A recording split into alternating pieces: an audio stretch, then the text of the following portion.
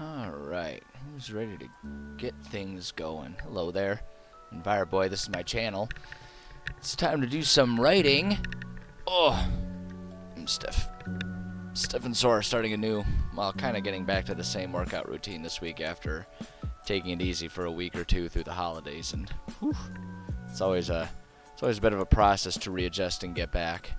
But it's a new year, which means we have new motivations and new goals to achieve, so we press forward.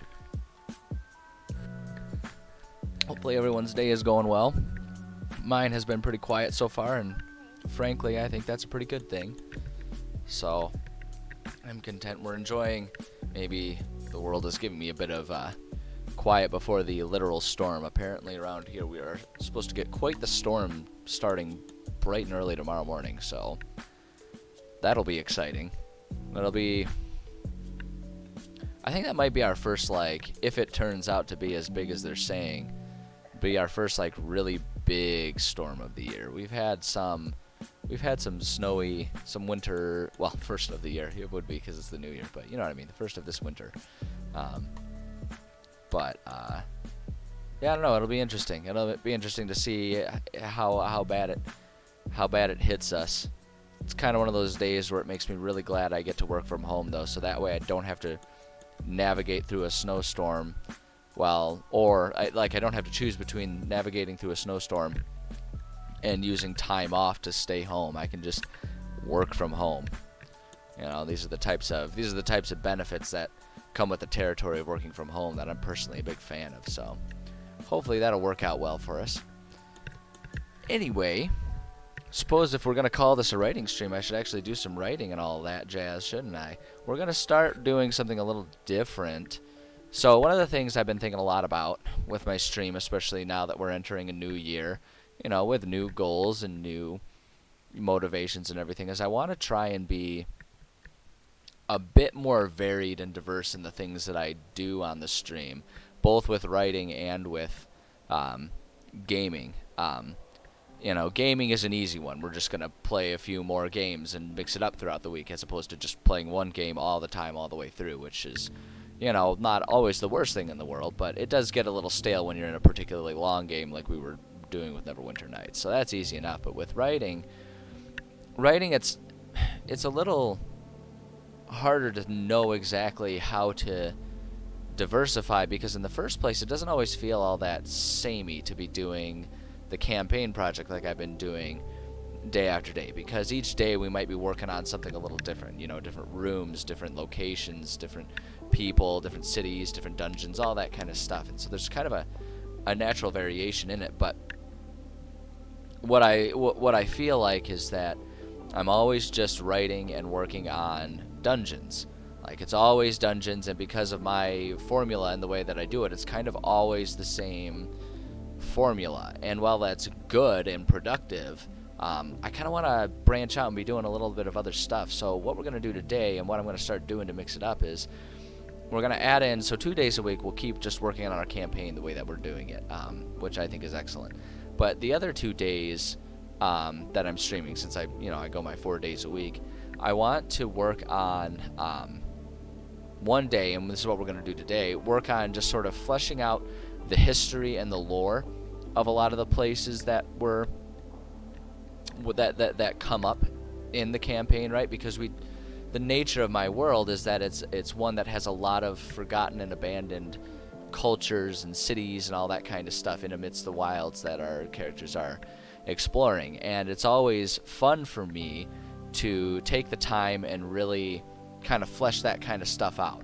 So today, and on days like today when I'm going to be doing a lore-focused writing stream, is we're just going to take some of those areas that I sort of like highlight and mention and say, well, we'll work on that more later. Right now we're working on our dungeon, but I want to do some more with that.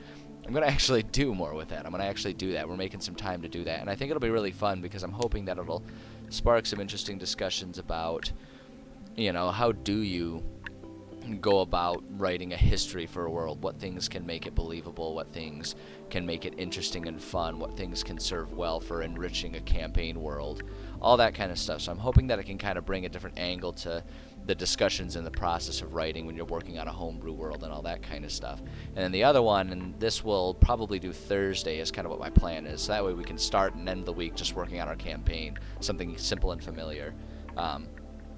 But with the other thing that I want to do is, because I mention a lot about sort of my homebrew rules and the way I go about things. I have a few sort of homebrew things that people have shown interest in, but I've never really taken the time to really discuss the process of how I came up with them and what they actually look like mechanically. So we'll spend a day where we just kind of work on that kind of stuff, where it's a bit more rules heavy right now, focused on 5e since that's the campaign we're working on, but it can really be for any game system that we're using at the time. So anyway, that's a long-winded explanation, but I just kind of wanted to put it down what my thoughts and intentions are here.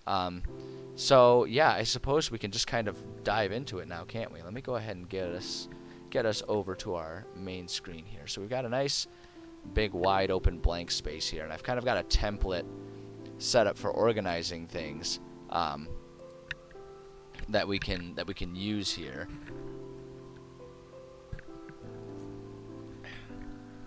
A lot of what we'll do when we're doing these lore-based writings will take place in this tab, my history tab, that I use, because that's going to be the most immediately relevant to whatever campaign project we're working on at any given time.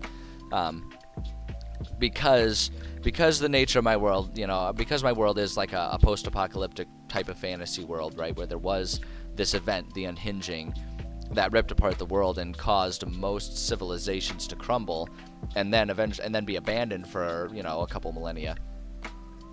We're kind of, when we're writing a campaign and when our players are exploring within my world anyway, there's this kind of never-ending process of constantly exploring and checking out places that have a lot of history that just is not known to the players. And so it just becomes a very relevant thing that there's a lot of this history in this world that we can sort of explore, and we can really just kind of run wild with, right? Because there's not a whole lot of like we don't need to we don't need to worry about if our players are doing things in the world, will that impact the history and the state of existence in another part of the world? Namely, if they do something and I yes and it during a session, will that change history, right? Because this is all history that the only interaction is them discovering it. So we have a lot of freedom to do whatever we want there. So that's where a lot of this stuff is going to take place. But I also have a few things that are going to be really important here. We have like the Pantheon. I, as a baseline, use the whatever the existing Pantheon for any gaming system that exists and we're using. I largely rely on that. But because it's an entirely homebrew world, there are going to be things and places which obviously aren't relevant. So it may become a situation where we want to explore a different realm or a god or goddess or something like that. And so in those situations where that becomes relevant, we can kind of go into our Pantheon tab. And then same with the races tab. Largely, I just kind of use whatever lore and personality traits in existence is provided with the 5e. A lot of that kind of comes from a why reinvent the wheel mentality. But that said, there can be a lot of intrigue in, having players be able to explore and try and figure out where the history of their character, like the ancestry, comes from within my world. So, that gives us the opportunity to sort of just like plot out a history of how did they come to be, what kind of gods do they focus on, why is that, all that kind of stuff. So we have that tab that we can also work on. And then for the most part, the rest of this stuff will kind of fall under the homebrew, the homebrew section there, like the sort of homebrew house rules writing sessions that we'll do other days. Talking about foes and friends, that's just important people within the world. Factions, that's like if we're inventing a cult for the sake of our campaign, we can explore that. And then magic is a big one, because that's where I put all my notes regarding the sort of homebrew enchantment mechanics and stuff that I do. Hey guys, how's it going? Howl of the Lost and John, welcome, guys. Glad to see you. It has been a bit. I know. I kind of took almost 2 weeks off there, just trying to survive the holidays. They get real busy. So hopefully everyone had good holidays and everything. But yeah, so the magic will show up a lot in the homebrew thing, because it'll be basically discussing how we can, for the sake of my players, having fun with enchantment, how different spells could look as enchantments and stuff like that is what a lot of that is. And then artifacts is a pretty obvious one. If we're just going to give them a cool artifact or a cool magical item, we'll just plop it in there and we can sort of have fun figuring out how broken or balanced we want it to be and all that kind of stuff. So it's kind of how it's going to look. But it really my hope is that we can just sort of, or I can just sort of get myself to branch out and be writing a lot of different types of things, because I know I tend to slide into that comfortable zone of just working on the campaign, which is nice and fun, and it's a lot of fun, and I really want to obviously keep doing that. But there's other parts of this whole world that I create that I kind of want to be able to explore, and like I say, spark discussions about how one might go about sort of adding these things into a world that you're writing for the sake of making a campaign. So there we go. One thing I kind of wanted to work on today, though, is I think a lot about so within my world we have, and within the campaign that we've been working on, right, we have this dragon that is really interested and really trying hard to get into this location called the Hall of Wisdom, right? And that's a place that exists as like, it's a really important place in that it's really the whole goal of the campaign, right? The players are trying to get the 4 keys to enter this place. So I really kind of wanted to just take some time to sort of think about and explore what this place would be, because like I created it, like I came up with the idea with vague ideas of why a dragon might want to gain access to it, but I haven't really explored it all that much. And if it's such an important thing, I kind of want to be able to explore the history and have that sort of be something that players can learn as just sort of like background world building, to give them an idea of why this is such a big thing and why this dragon is so desperate to get in there. And I'm hoping what we can do is, if we make it a compelling history enough, right, and include some sort of like hidden powers and magic inside of it or something, we can almost create some doubt with our players as to whether or not they actually want the dragon to have this power, in either because they want it themselves or because they don't want anyone to have that power, right? And so I want to kind of explore that a little bit, because I've really not done that hardly at all. So yeah. So hey, Sear Eye Snow, how's it going? The disgruntled dungeon master. Disgruntled dungeon master. I like that name. Welcome. I feel like that's almost redundant, though. It just kind of happens to anyone who spends time as a DM. That's just the nature of how it goes. So, okay, so if we're going to work on a place here, this is really just a placeholder. Can't get it, places, placeholder. I see what I did there. I'm just going to make it a subpage there for the sake of organization. And honestly, I probably will make ultimately multiple subpages. That way we can, like, organize it a little bit more and, like, have a sub page where that's like the actual information, and the subpage is just like, we can break it up into different, like, the hexes as the sort of grid form, right? Because we've been in the Q5 segment of my world and stuff like that, just for the sake of organization. But I'm not going to worry about that today. We're just going to put down Hall of Wisdom, and we're just going to have some fun exploring. I don't really have, contrary to how I usually do things, I don't have a whole lot in the way of like a template or a format in mind for how these pages would work, just because I haven't historically made a whole lot of time to really organize and write out a lot of these things. I always kind of have it in mind, but I'm so busy writing actual campaigns that it gets kind of kind of gets challenging to make time to do these not immediately relevant parts of it all. So we're just going to kind of wing it and free flow it here. And then maybe one of these sessions I'll actually, like, I'll demonstrate how I go about making a template that I use, because people ask me about those all the time too. You know, that can be part of the homebrew section. We can do that, so I can talk about how I go about deciding what things I need to be writing and putting in everywhere. There's so many things to write. There's always a million things to write, and it's all exciting, and it's all fun, and it's all interesting. And I wish I had all day, every day to just write. But alas, here we are. So the Hall of Wisdom. Whenever I'm writing something in general, to help cover my bases and make me think about things completely, like, the first and foremost, what I love to do, or what I typically will try to do, we're going to make this just a heading. We're going to make a series of headings here. There we go. That's kind of pretty. That kind of matches the coloring format that I do. I try to always revert back to, like, my elementary school writing tips, right? Because it's not that they're simple or dumb by being that old. It's because they're the most fundamental, right? They're the most fundamental writing techniques that you can use, and that's why you learn them first. And what I'm thinking of is I'm gonna have to keep, like, redoing the headings here. Here, better idea on how to do that. But we'll want to work on our who, what, where, when, why, and sometimes how, depending on who your teacher is.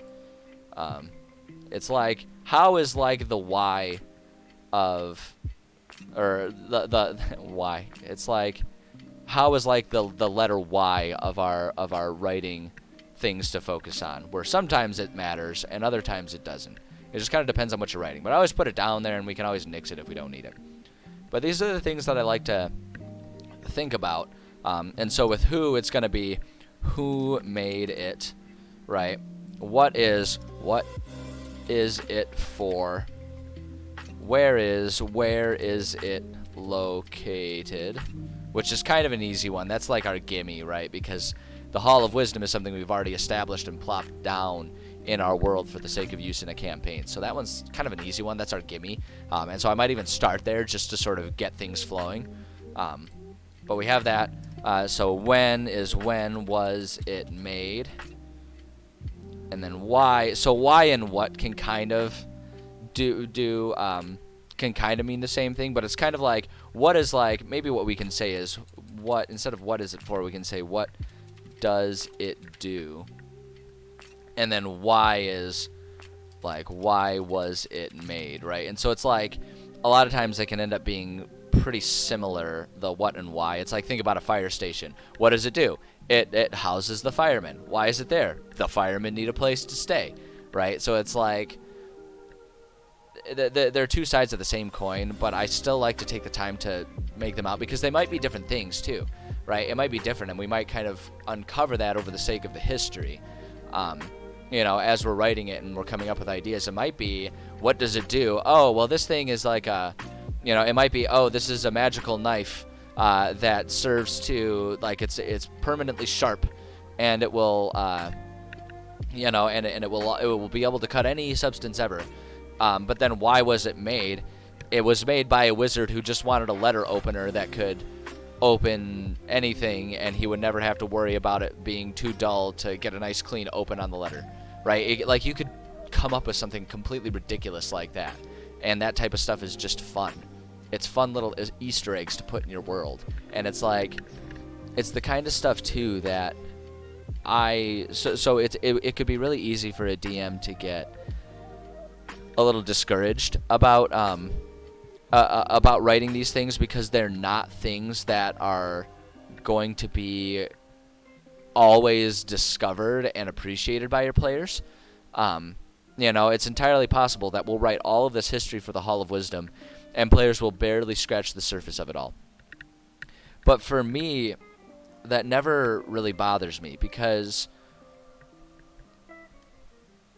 and maybe this is something that's unique to me, but for me, it's the world building that is the hobby here, right? It's not like being a DM and playing D&D is obviously a hobby here as well. But for me, going through all of this effort is done because the world building itself is its own reward, right? If you want to be a DM and you're not interested in being like a world builder, going through all of this work, then there exist both official and, you know, fan made and sold on like Drive-Thru RPG or whatever, just countless completed campaigns that you can do. So when I'm approaching these things, I don't do it for the sake of hoping or needing my players to see and understand all of this stuff. You know, it's more about doing what makes it fun for me and what gives me joy out of writing this. So I'll always be taking the time to write it all out, regardless of all of that. So anyway, I don't know. I'm kind of rambling about it, but I guess that's, like I say, that's kind of the point of doing all these different, like trying to diversify what I'm focusing on for the writing streams is just to explore more topics. And I know a lot of people are interested in my approaches to world building and why I do it and all that kind of stuff. So I figure, hey, you know, why bother streaming if I'm not going to actually talk about all that stuff? Hey, Spesh, how's it going? Good to see you. So yeah. And then the how. So this is the one where it may or may not necessarily be important. The how is less description and more story, or at least the way I use it. And so when I'm talking about a place, what I'll probably do is like, how did it reach its, wait, hold on. No, that's the one. I always get confused about whether it needs an apostrophe or not. That's the one that gets me. I feel like everyone has a couple that just get them, but that's the one that gets me. Anyway, how did it reach its current state? Right, and so that's kind of like the story of where it came to be. And so that's like, this is a really good place if your what and your why are different, right? If the thing that you're writing, if what it functionally does now versus why it was made are different, the how is where you can put all of the notes about how that happened, right? Like why, like how did it come to be that those things are different? You know, it's kind of another why. Why are they different? But so that's kind of how I break things up here, and that's how I approach it. And sometimes, like I say, sometimes I'll just go down the list and I'll just kind of come up with all that stuff. But other times I'll sort of start with one thing that I already know and use that as a reason, you know, or as a springboard for going after some different things. So what we already know, I'm going to take that approach today. I'm going to just give myself a little breathing room in between each of these just because it makes me feel more comfortable. So, yeah, hold on one second. Un segundo. That's probably insensitive for me to say because it's probably inaccurate. Shouldn't say that. Oh, boy. Alright, there we go. So, yeah, so I just like to give myself a little breathing room because we're eventually going to want to break these all up in, like, very separate things. But it's just, I don't know.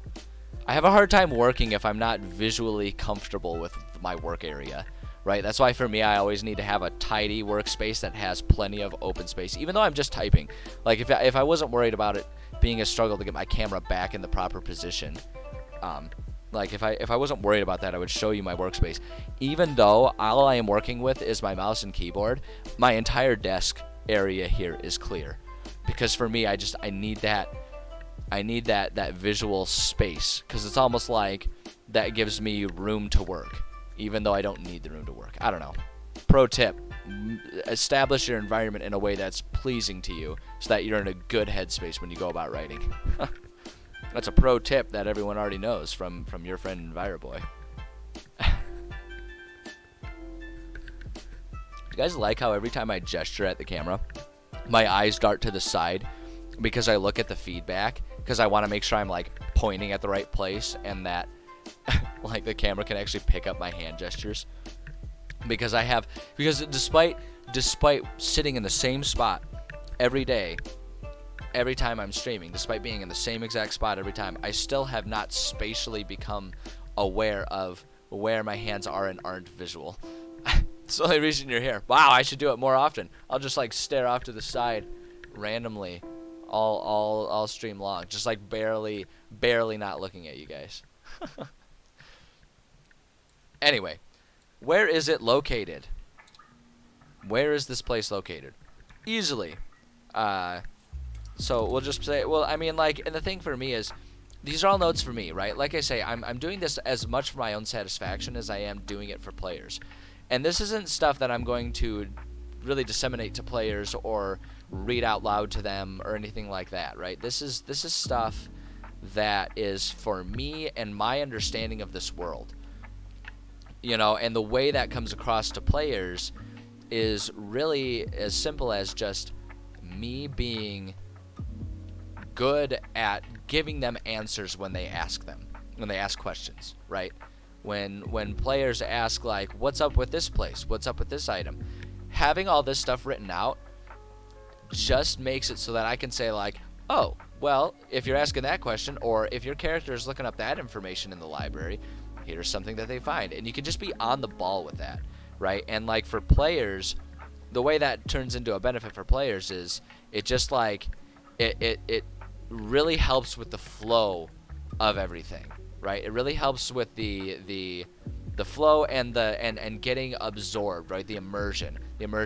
I wouldn't say eliminating improv, but certainly giving it a strong foundation, so that way you're not going too wild, and like I say, so that way we're not crossing our own feet, right, when we're trying to come up with things and come up with answers for our players. Because one thing that I hate is when I accidentally contradict myself with the history because I'm making things up too much, which is why a lot of times the way the history of the world or the lore of the pantheon and all that kind of stuff, which is why a lot of the times the stuff that comes about there is when I'm just thinking, like, it comes from improv. When a player asked a question and wanted to know something, and I was like, I don't have anything prepared for that, I guess I'll just make it up. And so I make it up, and then I'm like, beans. Now they're gonna, like, fixate on that, and so now I gotta anchor it down. So I go into here and I write the notes based on what happened in the session. So a lot of times that's how it comes from. But so yeah, I don't know if I'd say it eliminates improv, but I think it ensures consistency in it is maybe a bit more accurate way to put it. It makes sure that when I do improv things or I have to make something up, I know where, like, the closest, where the nearest accurate fact of this world exists. So that way I can improv based on that rather than improving everything. You know, it's like that way all I have to improv is the tip of the iceberg rather than the entire iceberg on the fly. But you know, the reason I got on that tangent is just to say this doesn't need to be narratively sound. We're not writing a novel here, right? We can just have this be whatever serves us the best. So when I'm thinking about the where, the first thing I'm going to say is we'll say most concretely this place exists within the Golden Wind Plains. Oops. It's a proper noun still. Most concretely, this place exists within the Golden Wind Plains in the southwest corner of the Q5 hex. I don't know if corner would be accurate because it's a hexagon, so it's kind of more along the southwest side, but I don't know. It's irrelevant. The point is, that's where it is.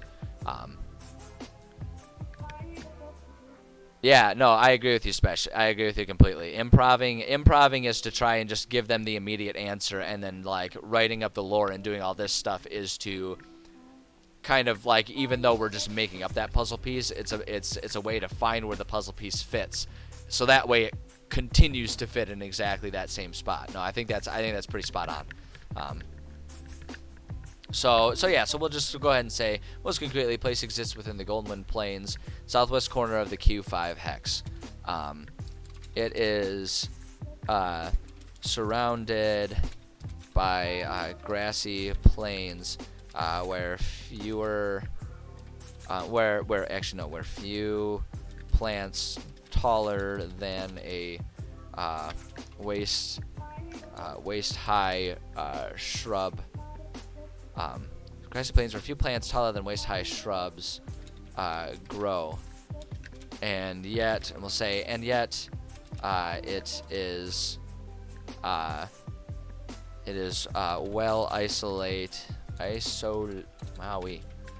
And people are gonna come in here for a writing stream and be like, this guy can't even type. This guy's like chicken peck in here. He can't get anything. Hey, Dev Krishna, how's it going? Good to see you. So yeah, it is well isolated. Few people know of its.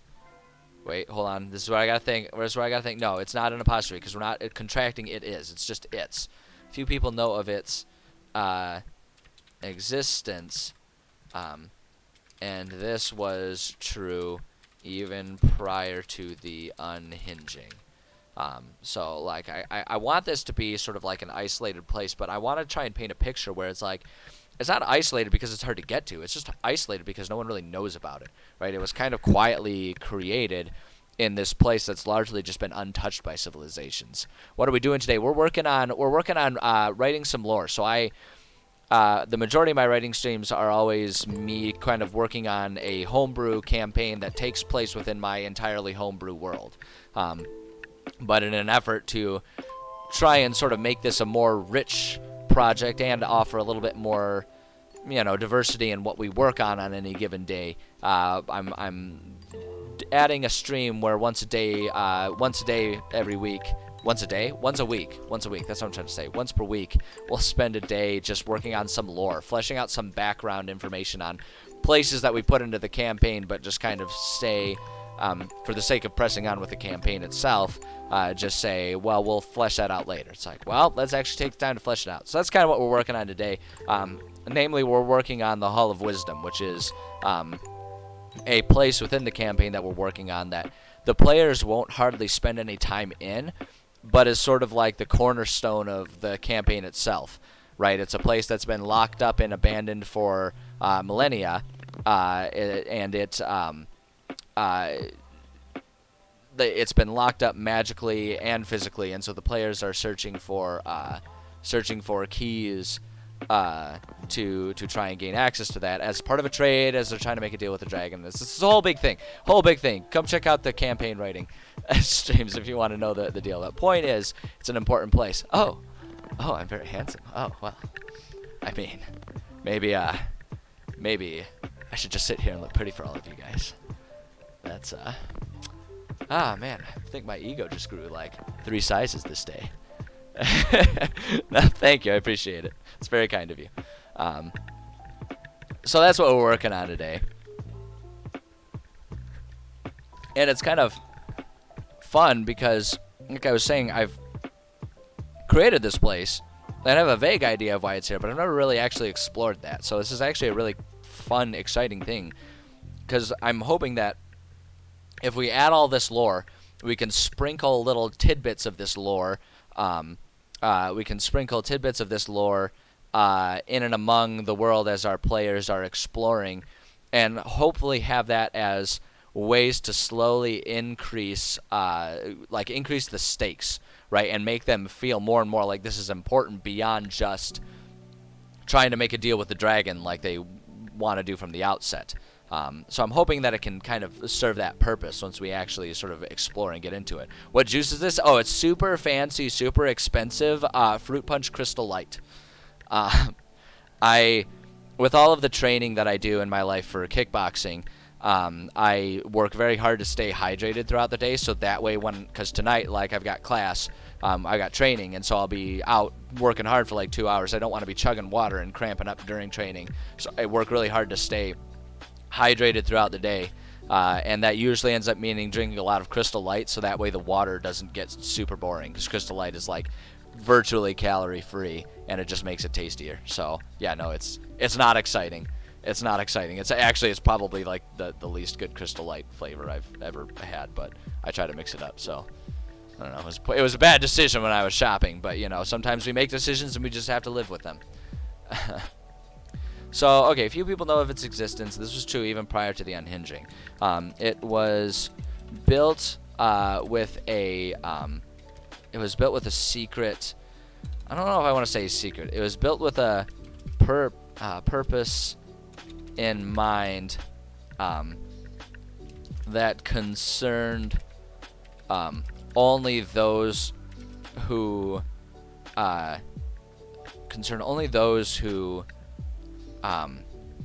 called for its construction, meaning there was no advertisement of its creation, and I don't know, I'm just kind of winging it here. I'm trying to not write myself into a corner here. It was built with a purpose in mind that concerned only those who called for its construction, meaning there was no advertisement of its creation, and planted in a place where few people would come by it. Actually, we can just leave it right there and just do that. Script writer, that's awesome. That's awesome. I'm mediocre at dialogue at best, which is why I just do world building. I can't do dialogue. I improv it well enough, but that's just because I pretend to be a character and then I just like respond to whatever nonsense my players come up with. Yeah, I can't write dialogue. Like, I can imagine it, but trying to write it down, it just gets like, I get confused about like who says what and when should they say things and how to make things not sound too unbelievably perfect in the conversation and all that kind of stuff. It never works. It never works. I try, but it never works. So let's see. There's no advertisement creation and planted in a place where few people would come by it. I kind of want to offer a bit of description of this location within the Golden Wind Plains too, like why it's isolated. You know, we can offer just a little bit of that. So let's say the Golden Wind Plains, though beautiful, offer little of value to civilization. The soil is often hard and dry, serving of little value for farming, and the natural predators of the area make it difficult for livestock. Hold on. Livestock to be raised. Boom. Kind of predators. So fundamentally, this is like the Goldwind Plains are like a Serengeti type of place. So there's lots of like lions and hyenas and cheetahs and all them, right? A lot of those types of creatures that are very good at like finding a herd and then picking off one or two of them. So it's an area that like maintaining livestock isn't quite the same, right? It's not without the modern technology that we have. It would be challenging to maintain an entire herd of stuff. So that's kind of what's in mind there, and that's all prior to the unhinging. After the unhinging, it's all kinds of weird ass monstrosities that'll just completely wreck your day. So this is kind of the history. Like I say, it's like we're kind of focusing on how it came to be, like where it was, like when it was made, what were all of these things, and then the how is kind of like where it comes to be. So what does environmental health professional do? I will answer that one gladly in just a second. I want to see this other paragraph before it all disappears. So I'm creating some segments of a live action Drizzt series. Ooh, that would be interesting. Yeah. I agree with you. Salvatore had a really good ear for dialogue. Has really good ear for dialogue. I love the conversations. They feel really natural, and it's something that I've never been able to emulate. Just like I say, that's why I stick to just like describing places. I feel like I'm pretty good at offering like flowery descriptions, but not so much at at having people just chat with each other. You're going the opposite. Okay, all right, fair enough. I mean, it might just be a personal taste thing, but I think I understand what you're saying. Like, it reads well when you're like reading it, but when it's out loud, it like you can hear the quirks a little bit in it. So I think I'm on the same page as you, but like to me, I like that because I felt like it read well. So when I was just like having it in my mind's eye in the head, it always feels like, okay, yeah, no, I totally see where they're coming from. But then when you try to say it out loud, it's hard to make it natural. I feel like that happens a lot whenever you get a Wild West movie. Like, I feel like in your head you can imagine Wild West, frontier dialogue. I feel like it's really easy to understand how it goes in your head, but then when you see it in movies, it always sounds overacted because it's like such a unique dialogue that really isn't spoken nowadays, right? It's like Old English but with a southern twang to it, and it's really hard to properly emulate it. So that's something I've always found. One of the recent, I guess it's not so recent now, but when they did the remake of True Grit, I feel like that one did a really good job of doing the dialogue right. But I feel like that's not the normal thing. So, no, it's interesting. Dialogue in general is an interesting thing. It's an interesting thing, and it's an interesting challenge for writing and acting in general. But to answer the question, what does an environmental health professional do? So they can do a lot of things. It covers a wide scope. For me personally, I'm an air quality analyst. So what I do, I work for the government, and I go to like facilities, namely factories, but there's a lot of different types of facilities that it's relevant for. But I go to facilities and make sure that their emissions during the manufacturing process don't exceed regulated limits.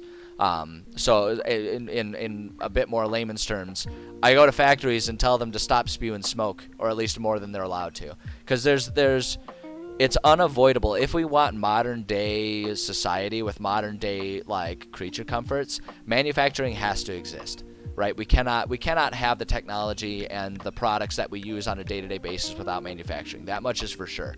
That said, there are better and worse ways to do it in terms of emissions.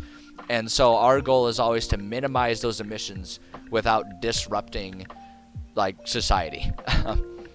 And the thing is though is a lot of times the best way to ensure that air quality is being maintained is oftentimes the most expensive way because it's the most recent technology. So our goal is always to strike that proper balance of expecting facilities to maintain best available control technologies without being so heavy-handed about it that all industry leaves our local locations, I guess.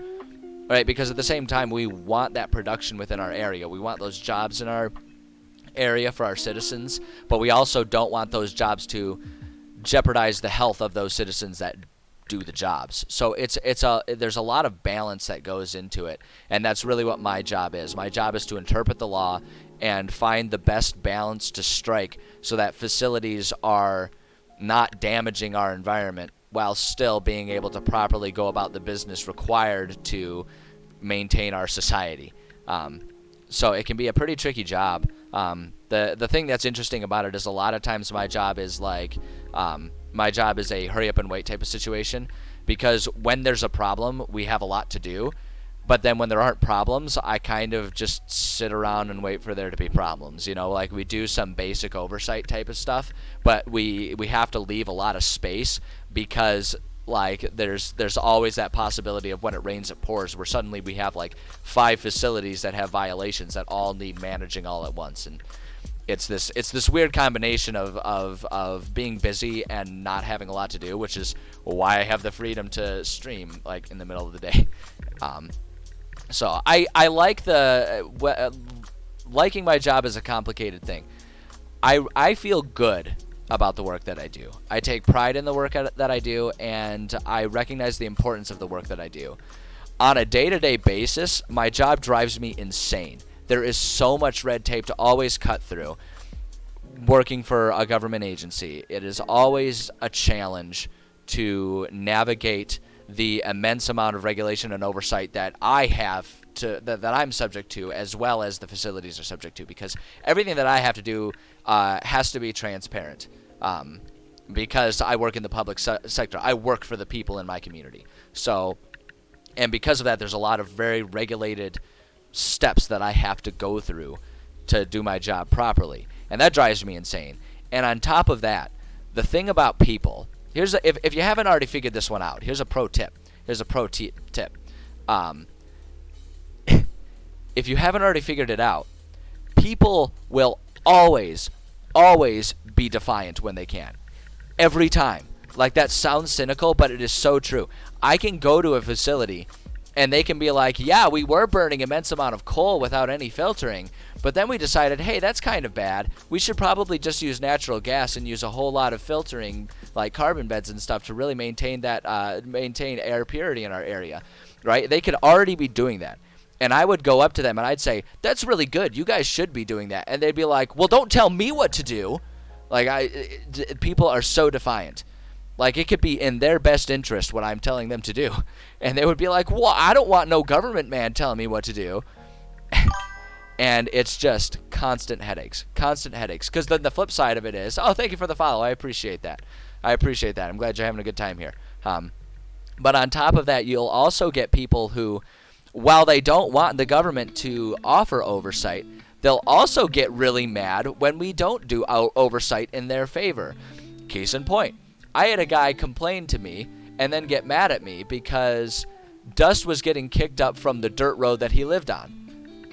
I'm not road commission. I do not control the dirt, and dust does not count as air pollution. If you don't want to live there, move to a different road or talk to your local road commission and get the roads paved. But he was so mad at me that I couldn't do anything about it. I'm like, what?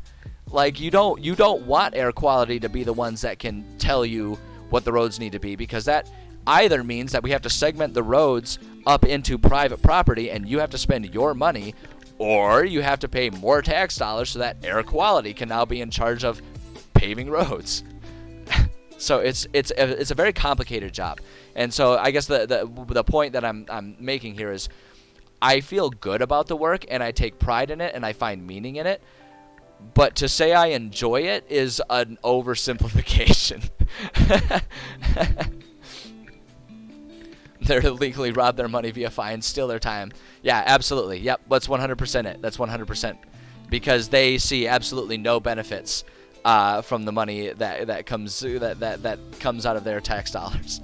There's zero benefits. I am simply there to bother them. So you asked how much you answered about, or you asked about the pay. No, I'm perfectly comfortable talking about that. I think more people should talk about the pay. My salary, and this is all in American dollars. I don't know how to convert that to any of you non-Americans out there, so I don't know, do the math or deal with it. But I take home, as of right now, I take home $70K annual, which for a guy living alone is sufficient. And actually, in the economic times that we live in, I make a really good living for someone within my peer group. Most people my age cannot live alone and afford a 2-bedroom apartment in the city that I live in. So I do pretty well. That's my gross salary, I should say. My gross salary is $70K. My take home is like $40K. Once you take out my taxes. So that's how much I make. So it's a comfortable living. It's not. I will never get rich. I will never get rich. I'm in Grand Rapids in Michigan. So $70K gross. I mean, yeah, that's like I say, it's yeah, no, I'm definitely not in California. So that plays a big role. But yeah, so that's what I make with it. The thing that's nice about it is there's a set pay scale increase that both accounts for inflation. Because we have a strong union, so the union helps take care of us. So the union ensures that we get our cost of living increases annually, and on top of that, we have a step pay scale system, so that we don't have to negotiate and fight for raises as we progress and take on more responsibilities and become more senior. So not only so it's not great pay, but it will always keep up with cost of living. So even if I don't get any, even if I never got any sort of step increases, I would be able to maintain my current lifestyle. But then just naturally, as you become more senior, right, you take on the roles of those who retire. So as I'm taking on those roles, I get, step increases.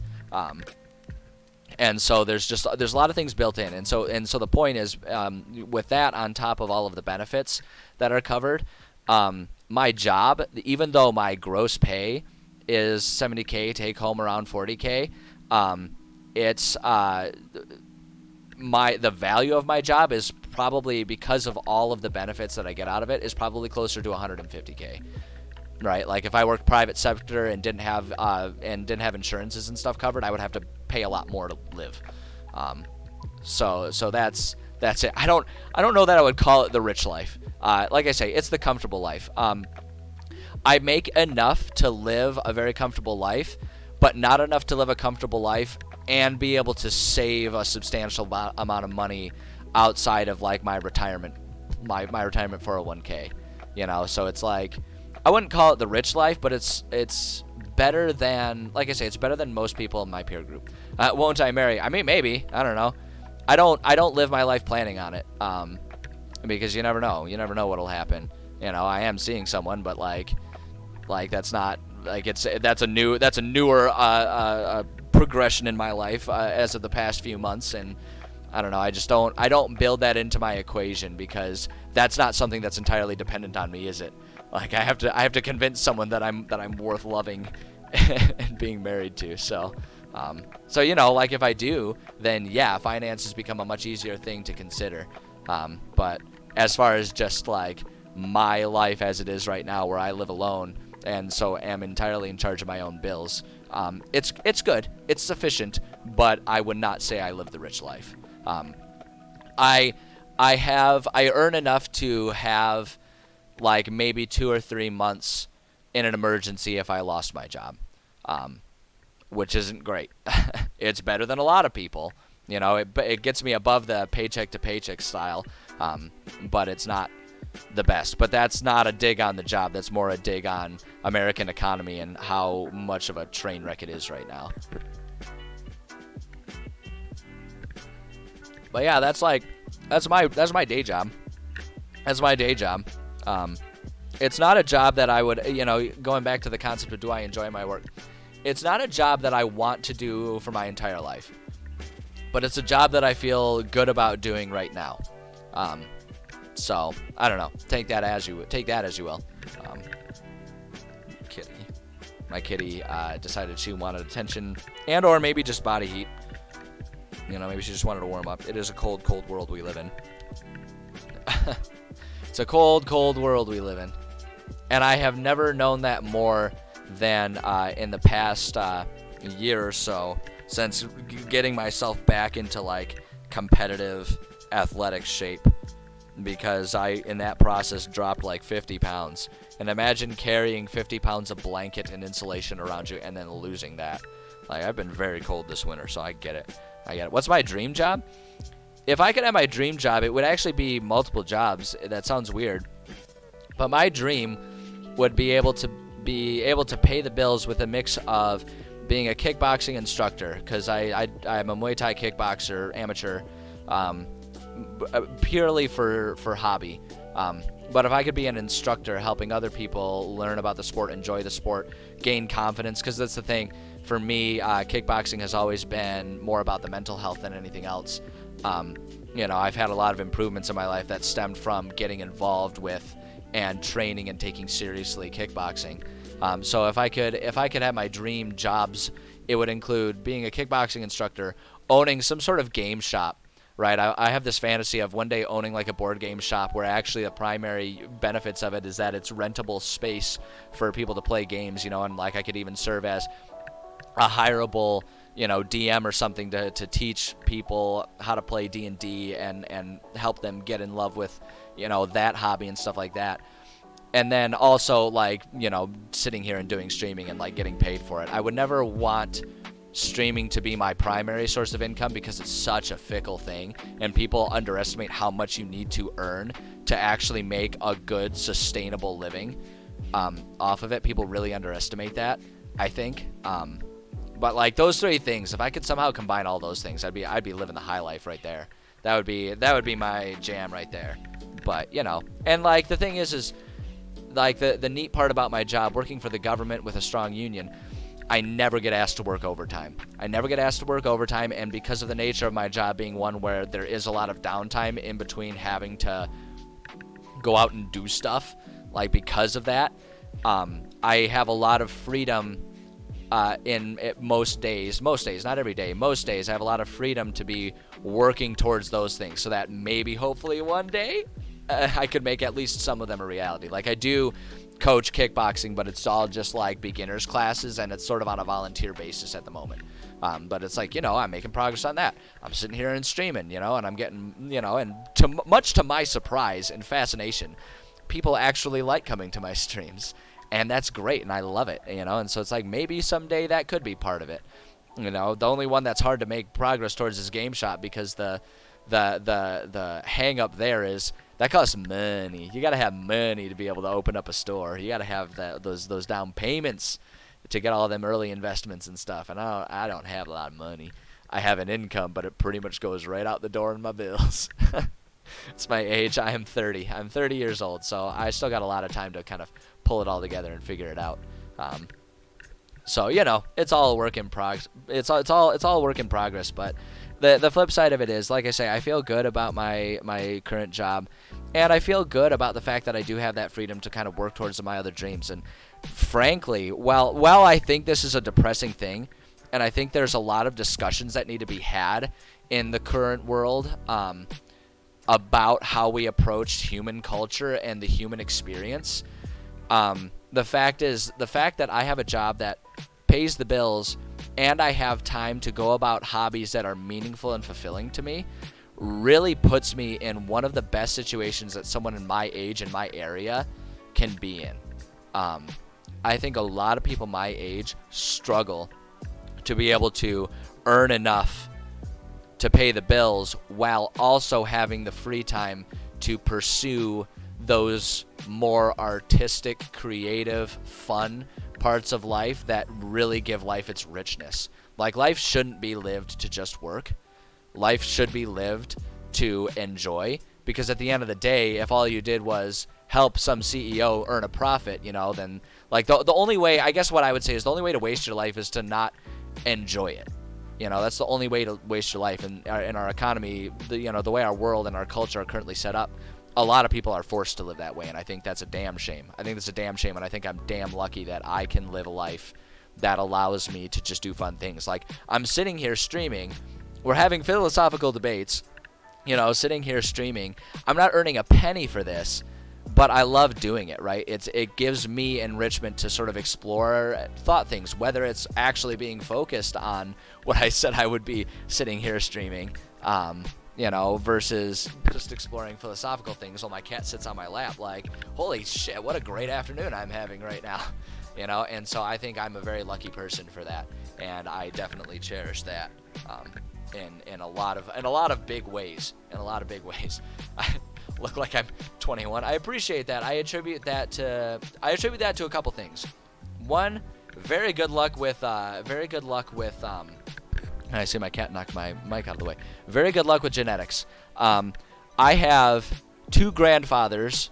Well, had two grandfathers. They both passed away. Rest their souls. But I had two grandfathers who had very full heads of hair, so I don't need to worry about balding. I come from, on my mom's side, people did not gray until very late in life, so my hair has all of its color. As well as on my mom's side, a very healthy olive tone skin, which helps my skin just naturally look young and youthful and vibrant. So I'm very lucky on those fronts. And the other thing about it too is I work very hard to stay healthy. The fact is, and granted, my life is a little different because I'm so involved in kickboxing. But the fact is, I exercise somewhere in the vicinity of 2 hours per day, 6 days a week. And that plays a big role in it. Like, that keeps the body young and healthy looking, right? Because when you're active, when you use your body, it repairs itself and it keeps itself up. So that's one of the big things. And that's another thing that I'm very lucky. My life is structured in such a way that I have the time to devote to that kind of stuff. So, that's what I attribute it to. There is some hard work in there, but a lot of it's luck. A lot of it is luck. So I do my best to have common sense. Like, I don't know. Sometimes I feel like I'm just like talking out my ass, but I don't know. Maybe that's an important part of it. Humility, as they would call it. I don't know. Fuck. Don't like I always say take my advice with a grain of salt, because my advice might sound good, but it's probably only good if your situation is similarly relevant to my life situation. But yeah, I don't know. That's me in a nutshell. I'm gonna have to retitle the VOD for this one to be I start off writing, but then I run off on tangents and give a TED talk about how great my life is. I feel like I'm bragging over here. I don't know. Maybe a lot of it too is attitude. Like I work very hard to recognize and make the most of the good parts of my life. Like it'd be very easy for me to it'd be really easy for me to fixate on the fact that I don't know if I'll ever be able to save up and own a house. Like I really don't. Like that's just not something reasonable, and that could be something that would be very frustrating and very hard to live with, but I work very hard to not focus on that, because the flip side of it is I can afford a very nice apartment, and there's really nothing that's going to change that anytime soon. So that's really good, because a lot of people don't live with that kind of security. Am I afraid of getting old? Probably not. Not really. And I think that's because I am presently and have been working very hard and achieving a lot of my personal goals. It'll suck one day when I'm old and fat and can't kickbox anymore. But I don't worry too much about that, because I can always, as a coach, be involved in it. Just generally speaking, though I think age would be a more terrifying prospect if I felt like I was running out of time to accomplish things. But I feel like I'm making a lot of good steps towards accomplishing the things that I want to accomplish. So I don't feel like I have much to be afraid of. I think age is just sort of the number of is just like the number of years you've been alive, and so the older you are, the more years you've been alive, and if you made good use of those years, then what's there to worry about. So the age of my coach, our head coach actually isn't much older than me. He's maybe 10 years older than me. I doubt he's even that. I would imagine he's still in his mid to late 30s. Our head coach, but then the owner of our gym is probably more so in his 50s, but he still trains jiu-jitsu, because our gym is owned by a jiu-jitsu guy, and he just makes sure that the gym offers all kinds of different martial arts. But I mean, like I say, you keep your body, if you keep using your body at least to the capacity that it will allow you with your age, it will age much more slowly and much more gracefully. So first and foremost, I would recommend working on some meditation and try to not be afraid of getting older. But if you are worried about that, then just start taking steps towards, making sure that you do so gracefully. Because the fact is, you can't avoid it. You can't avoid it. You will always get older. Every second that ticks by, you're getting older. There is no way to stop it. So the best thing you can do is just find ways to do it gracefully and make sure that you don't regret the seconds that are passing. That's the best thing you could do. Should you join martial arts? I mean, if you like martial arts, then yes. I think the more to the point thing would be find some physical activity that keeps you active and you like doing. If you like running, then just run. If you like cycling, then ride a bike. Find something that keeps you active. And when I say active, I don't just mean go for a light walk on your lunch break. You'll reach a certain age where that's maybe all you can do, or maybe that's what your starting point is. But generally speaking, I would say martial arts is awesome, but not necessary. Instead, just focus on something that's fun and gets your heart rate up that you can do for an hour, and do that a few times a week. That's what I would say. So 18 right now, yeah, you got all the time in the world, man. What are you worried about getting older? You still got so much awesome life ahead of you. Don't worry about it. This is not the time to worry about getting older. I would just say find an activity that you really enjoy. You know, maybe it's tennis, maybe it's golf, I don't know. Do something that keeps you on your feet and active, preferably with an elevated heart rate, and do that a couple times a week. Like, that's what I would say, and that'll help you age much more gracefully. Enjoy seducing women. Well, wrong stream for that, my friend. Wrong stream for that. This is not OnlyFans. So that one you have to pay extra for. So, you know, you're on your own for that one. You're on your own for that one. That one just takes practice. You just gotta practice that. And the best seduction technique is to just be a good person. Just be a good person that people want to spend time around. Like, my goodness. Like, so many people talk about games and moves and all that kind of stuff, and I'm like, have you ever just tried being someone that people like being around? Like, that seems like the best way to get people to be around you is to just be enjoyable to be around. I don't know. Maybe I'm naive. I've never been a bedpost notcher, though. So I don't really know much about that lifestyle. But on that note, maybe I should actually do some writing here. I haven't done hardly any writing. Got me all distracted. I genuinely really enjoy having these types of conversations. You know, having turned 30, I recognize, especially within the scope of, you know, the audiences that exist on Twitch, I know there are a lot of people that you know, I have, by comparison, a lot of life experience, and I'm totally willing to provide that if people actually get something from it.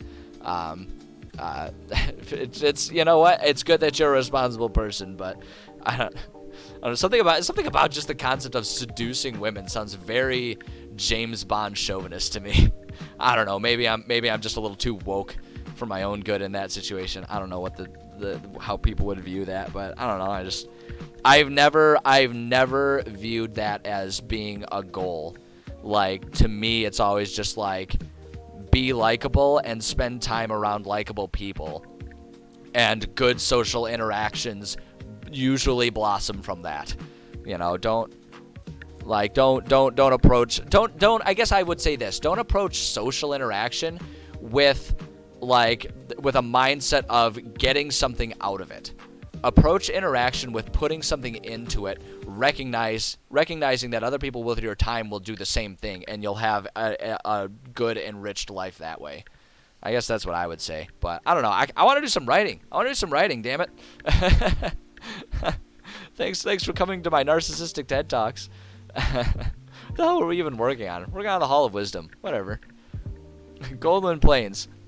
Oh, beautiful. Offer little of value to civilization. The soil is often hard and dry, serving little value of farming. The natural predators of the area make it difficult for livestock to be raised. We'll say, because of that, very few. No, you're not. You don't need to apologize. If I really didn't want to have those conversations, I would just not respond.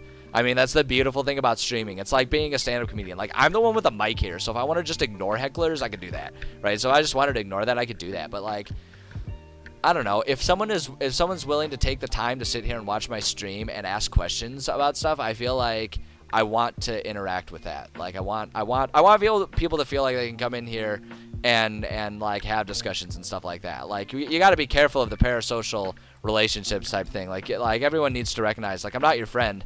You only see, you know, like an hour or two of me per day every once in a while. But the flip side of it is I don't want people to feel like I resent my viewers. Like, I really appreciate people coming in here and asking questions and stuff. And I don't know, I feel like people need to be more willing to have discussions and stuff like that. So I don't know. No, point is, no reason. Like, don't be apologetic for it. Don't apologize for it, because I could, like I said, I could very easily just not participate if I didn't want to. So I think it's good to be curious. It's good to be curious. Don't lose that. You know, just make sure it's directed towards things that are important to you and all that kind of stuff, and you'll be golden. Curiosity is a really good thing. So let's see here. Soil is often hard and dry, serving little value of farming. Because of that, very few civilizations ever landed within the plains.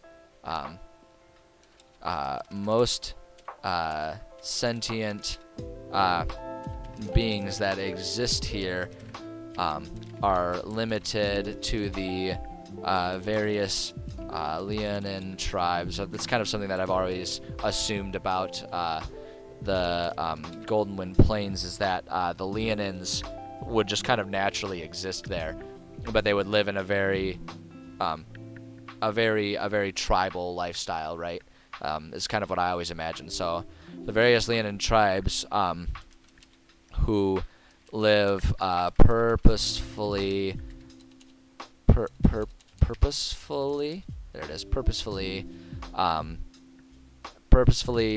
simple lives. Many of these tribes are aware of the hall's existence, but have little use for what it contains, and so leave it be. Boom, there we go. So there's our where. And that's, I mean, there might be a bit more to add to that, but honestly, the more detailed we get into this, the more we're delving into just talking about different places altogether. I think we'll just leave it there, because, like, you know, we could offer up more details about the Leonans, but that's a different, that goes in the races section. We could talk a little bit about the Golden Wind Plains, but that's a different place, right? That's a different place. So yeah, I think we'll just leave it like that. How can you tip the stream? I really appreciate that, but I presently don't take any payment for what I do. What I would say is just, you know, if you know other people that like D&D stuff, or people that want to watch streamers, let them know that I'm around and they can come check me out. Because as of right now, I have no income coming from here, and I'm pretty comfortable with that, honestly. Like I say, it would be kind of cool to one day get paid for it, but I don't. One thing that's important to me is that this never stops being a thing where I do it because I find enrichment out of being creative. You know, so that's why I've never been in a hurry to get paid for it. I do this for the sake of creative exploration and creative expression, and I want to, that's something that I really need to keep that way, and so I need to take a lot more time to grow the channel and really think about how I can make sure that having money involved doesn't damage that. You know, because it's, I think that's an important thing, and I think that's part of my appeal, is I'm not sitting here trying to maximize how many dollars I get, right? So I really appreciate that. That's touching to me that you'd want to support this, support what I'm working on here. I really appreciate that. But yeah, I would say hold on to it, and instead just you know, let other people know that I do streams, and if they want to come check me out, they can. That would probably be the most beneficial and meaningful thing that you can do to help me out. So, but I appreciate it. Thank you. Let's see here. So I think, oh, that's exactly right. That's exactly right. Yeah, if I, that's what, like, so I never want my streams to be hidden behind paywalls. Like, I don't ever want anyone to feel excluded because they don't have money to subscribe or anything like that. So I don't know if I would ever do, I don't know that I would ever do, like, subscriber things, but I've always thought it would be really funny if I, like, had a Patreon and be like, all right, Patreon goals. If I'm making this much of money, I will get naked for you guys on OnlyFans. Like, that's how I will show my appreciation. Just, like, offer more content. And then you'll all be super disappointed. It'll be like, wow, that was not worth the money. Oh boy, it's good stuff. God, that's okay. Yeah, cool down a little bit there. Okay, it's all hypothetical. Okay, you guys got to stand for me a lot more than you are right now if you're gonna earn that kind of a show. Like I say, and also don't build it up too much. It's mediocre at best. Believe me, I see myself that way every day when I shower because I do bathe regularly. It's uninspiring. All right, you goofballs. I'm gonna take just like a quick 5-minute break. I gotta refill my drink and I'm gonna run to the bathroom. I'll be back and we'll keep working on more of this. So I appreciate the patience, but my body has requirements that I'm not always fully in charge of. So I'm gonna take a quick. It'll be less than like 5 minutes. I'll be right back. But you guys, again, you don't get to come with me on this little excursion. You got to pay me a lot more.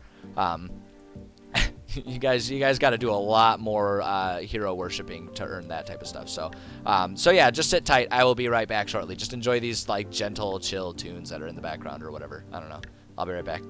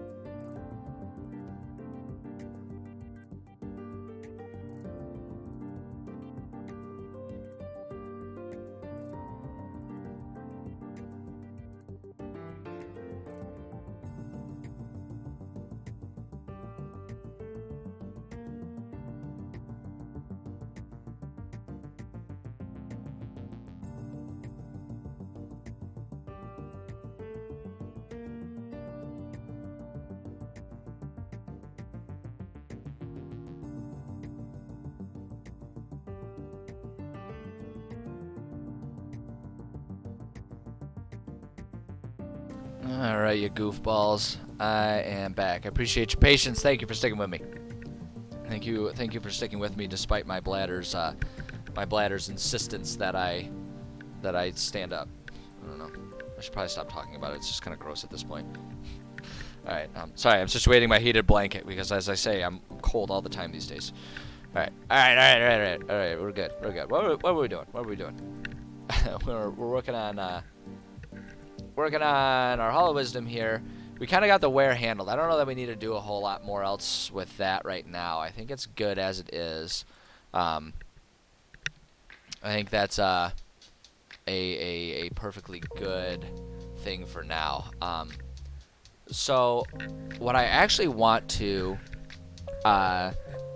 explore is the what and why, because I think those are, especially for how it, like where it shows up in our campaign, I think those are kind of some of the most important parts about this place. So I kind of want to start with the why, and then we'll explore the what, and then we can maybe use that as a way to delve into the how a little bit there. So the thing about this, actually, you know what, I'm gonna go with the what. I'm gonna start with the what, like what it does present day, because I know that I have that in mind. So I want to go over that one. So I know that, so the reason, so here's, again, I'd actually have to look back and figure out exactly how much of this I bothered writing out and fleshing out. But when I was going through all of those very beginning steps of writing this campaign that were kind of everything is relating to, this dragon, who has a name, but I don't remember it off the top of my head. I don't remember exactly what his name is and stuff like that. But what we had, what I had thought about is that this dragon is like a golden dragon, and it's very concerned about knowledge. It hoards knowledge and stuff, like the metallic dragons being via existing lore. Being much more focused and concerned with or not focused and concerned, just more so naturally on like the good side of the alignment scales and everything. they're much more interested in hoarding knowledge and wisdom and stuff like that. And so and so that's kind of where the Hall of Wisdom came from, because I was just thinking to myself, like, what would be a covetable treasure to a dragon like that? It's like, it seems almost too simple, and it seems kind of uninspiring and uninteresting in a story. For all the dragon wants is like, yeah, there's this buried treasure. If you guys get it for me, then you can buy my loyalty. It's like, that seems too simplistic for a dragon, especially a metallic one. So I was just thinking to myself, like, what would compel a dragon to be, like, what would he be trying to get out of there? What would he think about is in there in the first place? And the thing about this dragon is sort of the guardian of these Golden Wind Plains. And the history I had in mind of it is that this dragon was born after the unhinging, and so it's been alive throughout the unhinging, and it has seen these Golden Wind Plains and the Leonan people that kind of live in their tribes among it, ravaged by all of the horrible, monstrous things and the rips in reality and all that kind of stuff that exist within these plains. And so he's kind of taken it upon himself to guard and protect this domain. And so to this dragon, the things that are like the quote unquote item that is most valuable to it is knowledge that helps him protect his domain. He wants to see the Golden Wind Plains be this beautiful, untouched, natural area. Like, that's what he wants, for it to be that, like, almost a time capsule within the world, where it's just like, the lifestyle of the tribal Leonins can remain untouched, right? Like, they won't be modernized per se.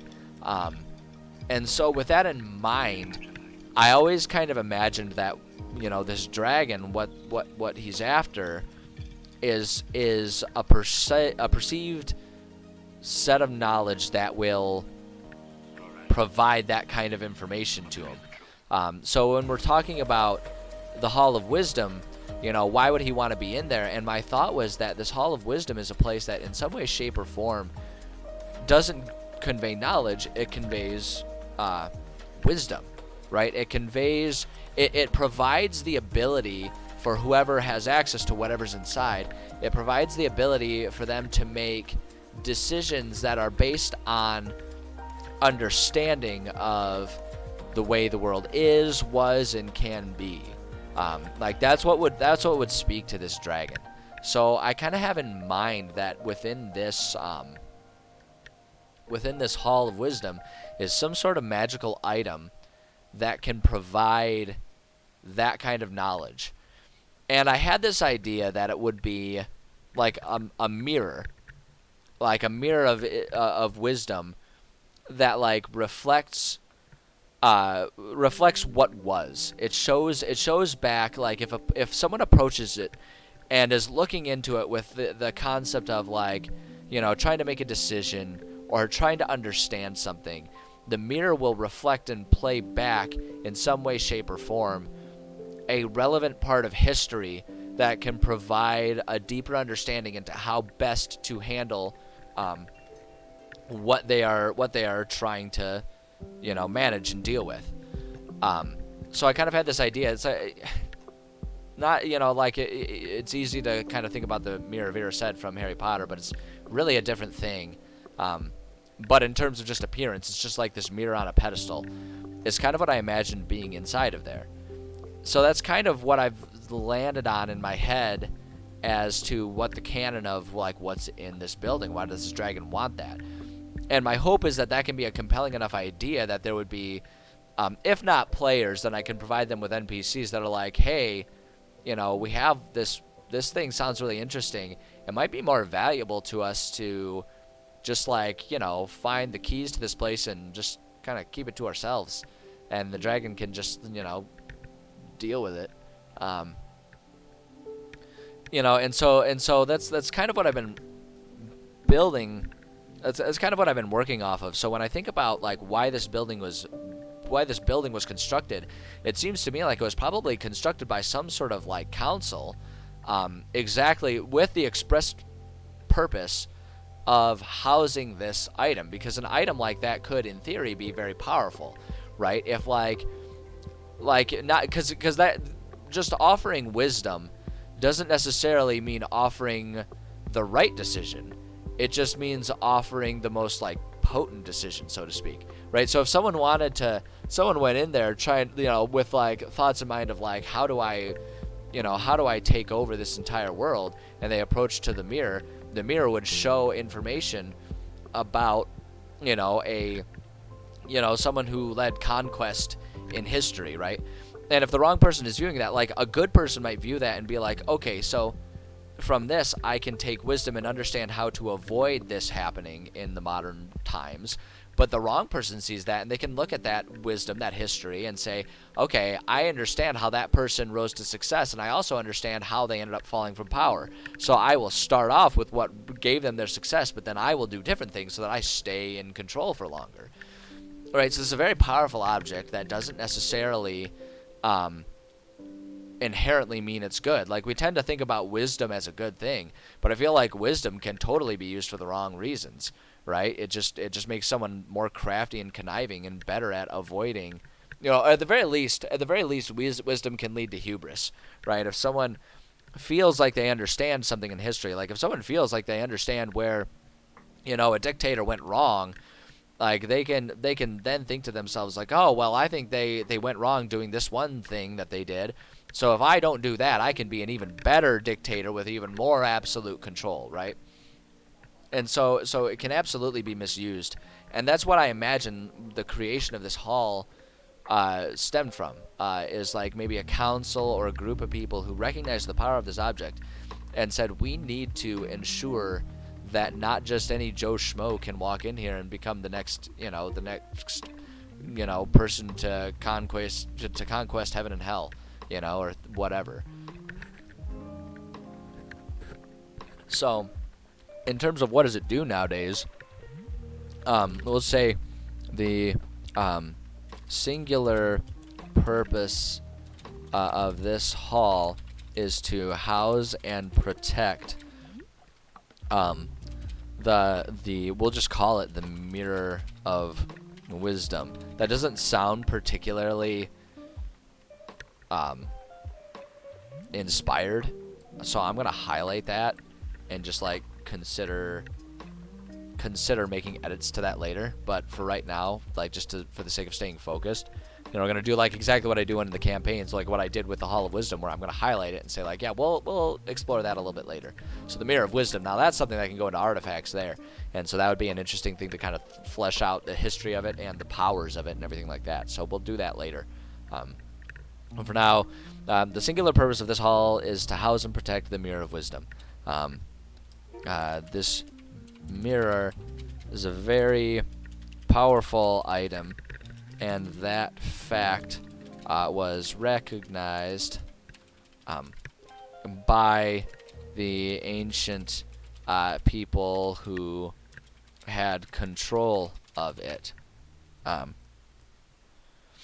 So had control of it.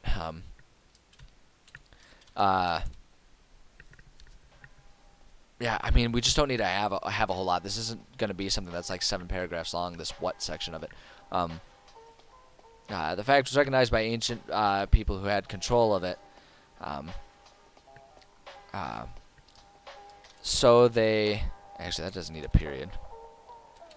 So they built a fortress out of the way of the average Zaorian citizen, right? Because my world is Zaoria. So they built a fortress out of the way of the average Zaorian citizen. Though the building can be, and presently is, locked up tight both physically and magically, the intent was actually not to isolate and prevent the use of the mirror, Rather, the intent was simply to make it let's see here, to make the mirror an item that could only be used if travel and effort were put in. This alone was believed to be enough to deter many who might seek quicker and easier means to their goals rather than abuse this item. Right, so it's like the hall. Let me just fix that up there. Okay, so it's like, yeah, so it's like the hall does serve as a protective thing, and like they put that in there, but it wasn't really actually meant to be a security system. It was really just kind of meant to be like, okay, this is where the mirror is. So anyone who wants to come here, like, it has to be a very purposeful thing to come here. Is I guess like the intent here. Like, this isn't just something that, like, you know, again, any Joe Schmo can just be all like, you know, walking down the street with an ice cream cone, all of a sudden they see this mirror, they're like, oh, hey, that's pretty neat. You know, like, it has to be something that people were intentionally visiting. So I don't know that we need to add much more detail about that. Although I guess the one thing I will say, in modern times, the building is locked and sealed tight. It's locked and sealed tight. This was very intentionally done by the guardians of the mirror. This is done by the guardians of the mirror once the unhinging occurred, in order to make sure any sinister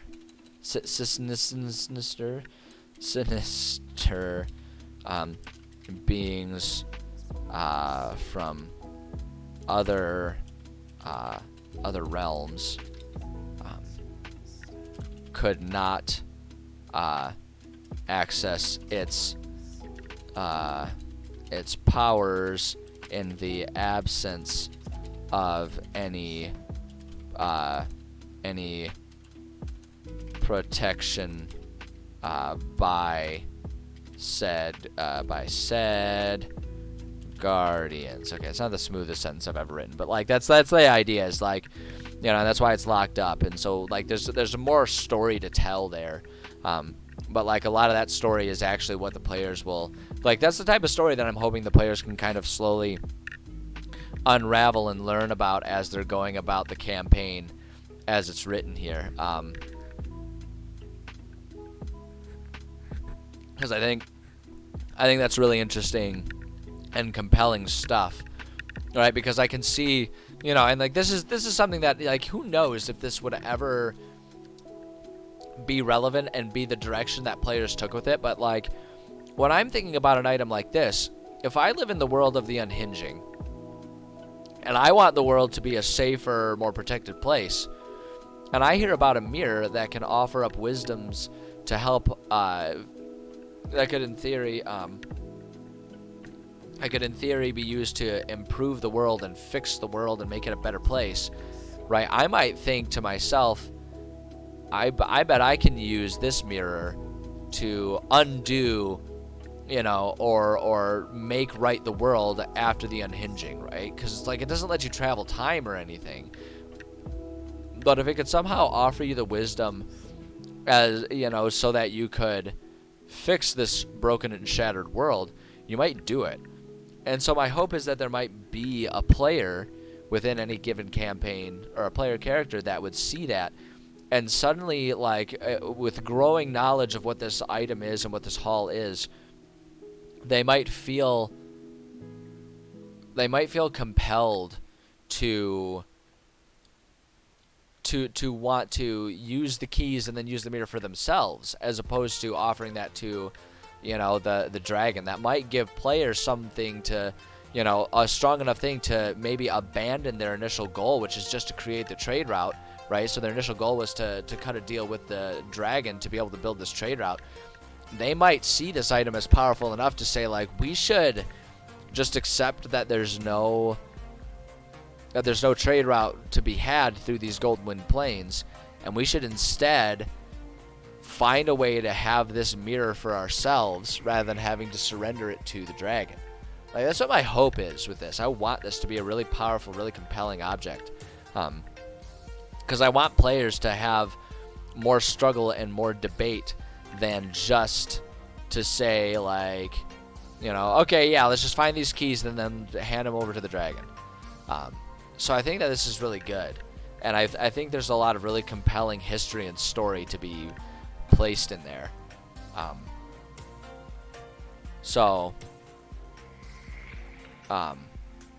Yeah, and so honestly, the Y is pretty similar. The one thing I might say, let's see here. I actually want to. I'm gonna actually cut this, and then gonna put this right here.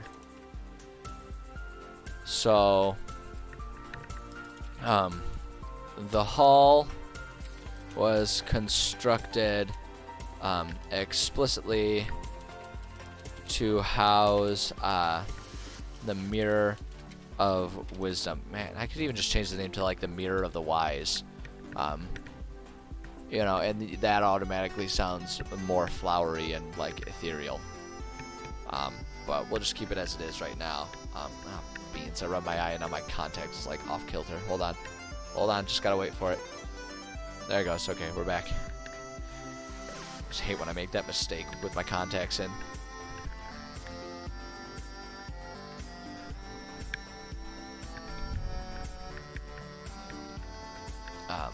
Okay. So yeah. Might seek quicker and easier means to the goals rather than abuse this item. In general, it was thought by this, let's see here, by the council. In general, it was thought by the council in control of the mirror that most would seek and use wisdom for the sake of good and world improvement. However, it could be imagined that one with darker intents could see the lessons of the past and use those to harm rather than help, such as learning how dictatorships once failed, so that a stronger one could be established. Right? I just kind of want to put down what I was saying there, because I think that's good stuff to remember, in the inevitable or the eventual situation where players are looking for information about all this kind of stuff, right? And so why did that happen? That'd be kind of good information to put there. Trade failed, so the stronger one could be established. It was this concern that led them to wanting to isolate the mirror and make sure its use was a purposeful use that could be monitored by them, right? So the council would just kind of naturally be with the mirror, like that's what they do. Or at the very least, they could hire people who would be like guardians of it and would sit there and monitor it. And so I feel like that is kind of like the important history of it and why it would be the way it is. so we'll do that. So when was it made? I don't know that I have a specific thought of this one, and honestly, I'm okay with that.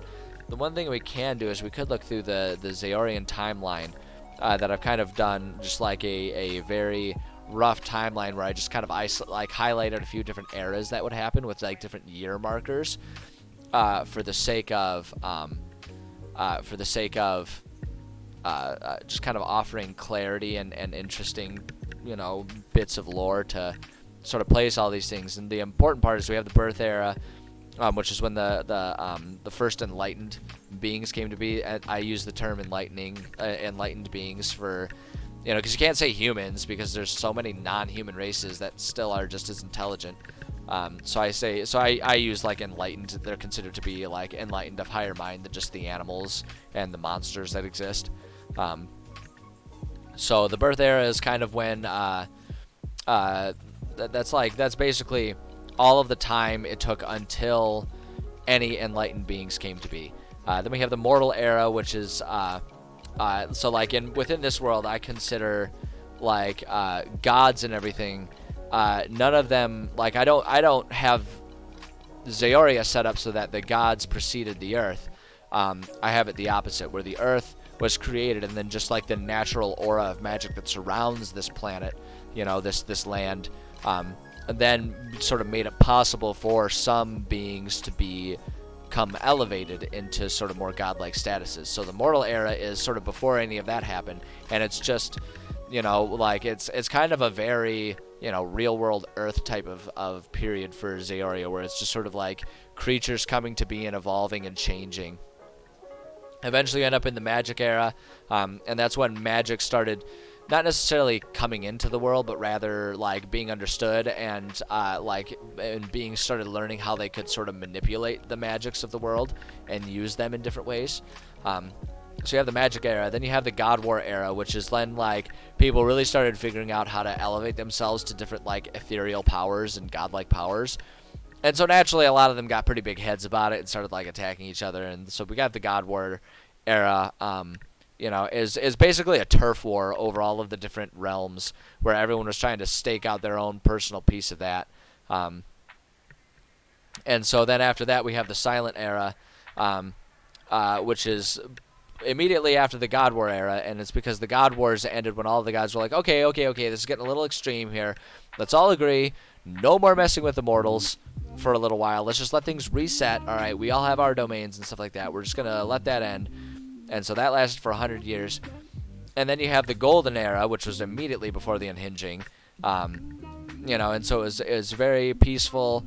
A lot of mortals were able to sort of really grow without the gods doing their god things. A lot of mortals were able to sort of kind of gain their own knowledges and gain their own powers and everything. And so there was kind of like this balance where, the mortals, because of the history and the lessons learned from the God Wars, weren't really striving for that. Instead, they were striving to figure out how to tap into magic and use it to better life. And so we have this golden era where things were largely pretty good. And then we have the current era, which is the Unhinging era, which is, the Unhinging happened. Everything kind of went straight to hell in a handbasket, and here we are. So I imagine the reason I'm kind of just running through all of that is because I imagine the Hall of Wisdom was created during the Golden Era. Most magical items would probably have either been created during the God Wars or during the Golden Era, right? Really powerful weapons and stuff were likely made during the God Wars, and then much more like thought and philosophy-based items would have come about during the Golden Era. Plenty of weapons would have also come about the Golden Era, but really powerful legendary weapons would have come out during the God Wars, right? Because those would have been the weapons of the gods that had been either abandoned or lost or whatever. And so that's kind of where they came to be. So as far as this hall, when was it made? We'll say the hall was constructed during the Golden Era. The Mirror of Wisdom was an item made early by mortal beings, made early, we'll say early in this era, not but, it's supposed to be by. This made early in this era by mortal beings who desired a way to see and understand the past and the past proceedings of the God Wars, so that similar strife may be avoided in the future. Not long after the creation of the mirror, the creators realized the dangers of such a powerful item regarding how gained knowledge could be misused. As such, they swiftly began the search for a location to keep the mirror, and then built a building to protect it in this location. So it's like that's kind of how it came to be, and that's when we don't necessarily need to give a specific year. That's a little more detail than is really necessary, and it's probably not something that would actually be all that meaningful to players when you think about it. Because, like, especially with the nature of the unhinging, having the unhinging having kind of largely made anything before the unhinging meaningless to everyday life. Most people wouldn't think about that. Hey, Faymora Firebeard, I appreciate the follow. Thank you for that. I appreciate it. Glad you're here. Glad you're having a good time. But yeah, so I think that's enough. I think we don't need a whole lot of more detailed timeline. As much fun as it is to like come up with specific years so that you can really get things tied in. When we're talking about like hundreds of don't worry. Do not worry about that in any way, shape, or form. I don't even try to raid anymore. I used to try to raid, and I got it wrong every time. So I don't even try anymore. I just tell people, go find a small streamer and give them another viewer and make their day happier. Because I cannot figure it out. I can never figure it out. I appreciate the effort, though. That means a lot. No, do not feel bad about that at all.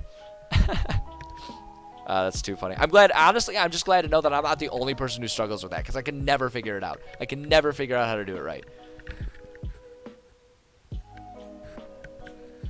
I feel understood right now, honestly.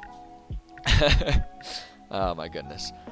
But yeah, so I don't think when we're talking about a history, like we're talking about a history of this world that I've thought, like this world has had relevant history for like, I mean, honestly, like, I always imagine this planet is as old as any other one. It's like, we're talking billions and billions of years. But as far as, like knowledgeable, enlightened history, you know, for like, sentient beings, we're talking hundreds of thousands of years. This is a very old world in that sense. So it's like, we don't really need to worry about having, like, a really tight web of years and events and stuff like that. We can just kind of keep it general. And it makes it a little bit easier to be able to sort of like riff and improv around these things when we need to, while in the middle of a session, right? While we're in the middle of DMing a session. It just kind of offers us a little bit extra free, like, wiggle room for all that kind of stuff. So we'll just kind of leave it at that. I think that's pretty good. So that leaves us with who and how. Now, we are getting close to when I would normally call it the end of a writing stream, but because we only have these two things left, I actually want to fill these up, regardless of how long it takes, and we'll just let that chew into our gaming stream just a little bit today. Because I want to, like, we got some good momentum going right now, and I want to finish this. all my head's in that headspace. I want to finish that. So I'm going to do that. So who made it? During the early days of the Golden Era, after the gods initiated and imposed peace for the sake of the mortal creatures, a collective of leaders within the mortal realm decided to form a council of wisdom that would serve as a, how do I want to say this? Serve as an oversight mechanism to help ensure that present and future activities did not repeat the failings of the past, is what we can say. Because it's kind of what I imagine it was. It was like a council, like leaders of various different like nations and kingdoms and all that kind of stuff. Kind of like the God Wars finally came to an end. The gods finally left, and the mortals were all like, "Geez, finally, those jerks are done ruining our planet. Okay, everybody, let's all agree that we need to make sure we at least don't do that, right?" Like that's kind of what I imagine the mindset was when they did this.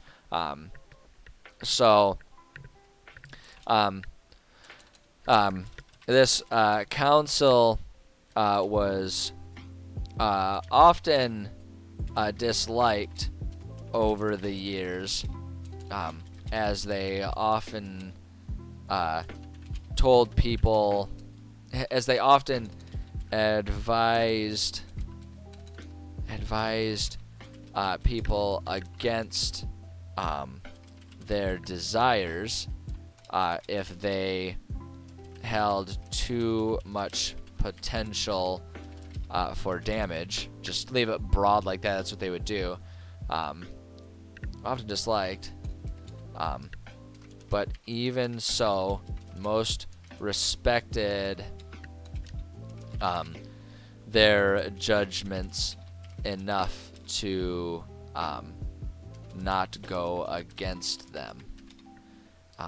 Say over the years, however, it became clear to this council that a more impartial, element to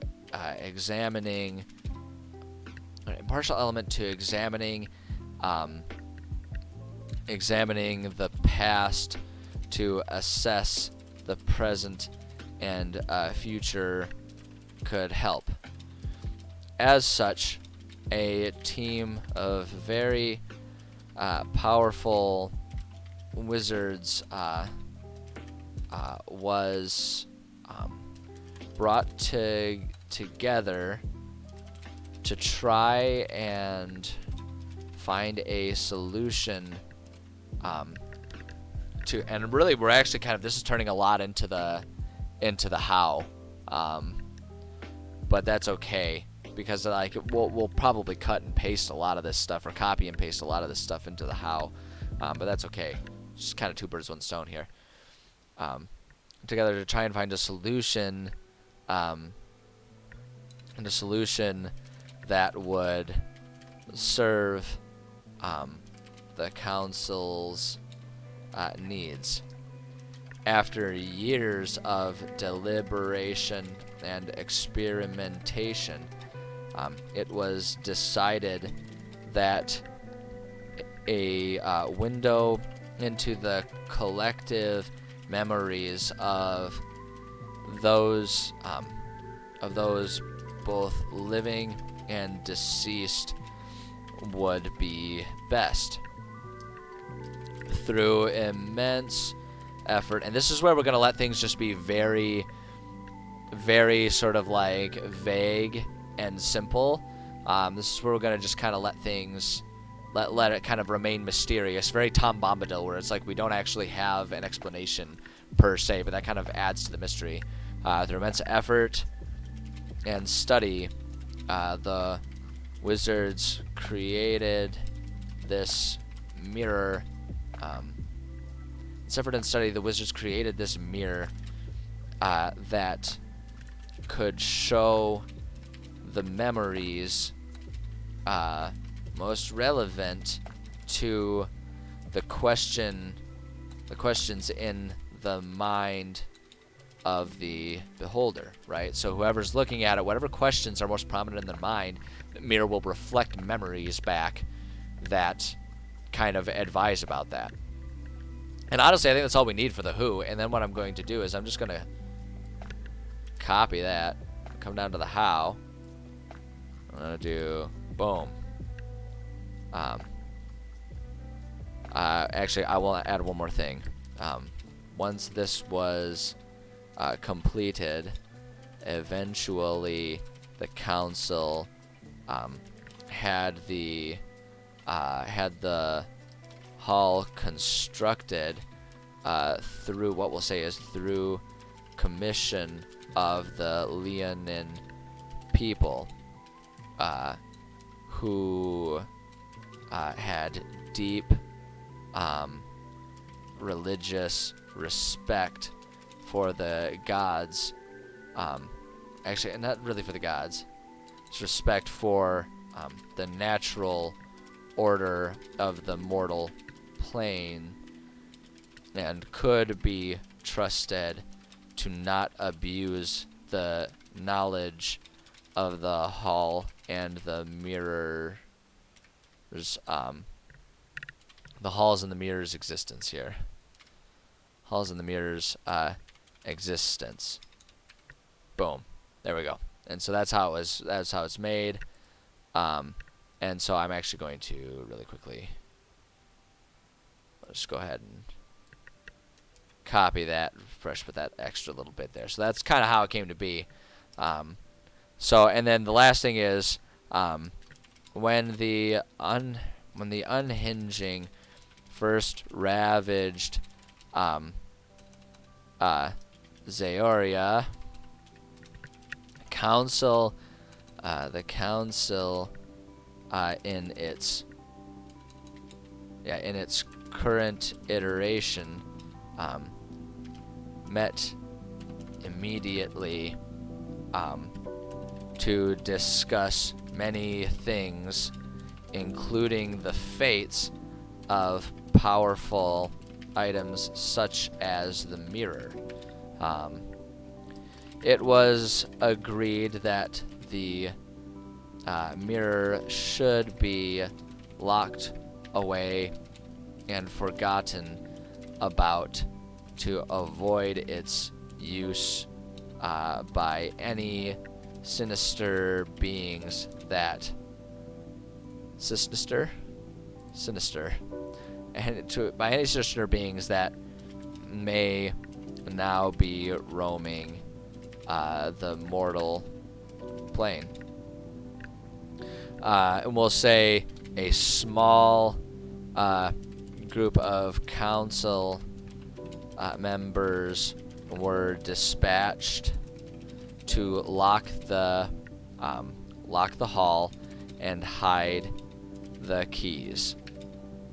To this day, the keys remain hidden and the hall forgotten by all except for a very small few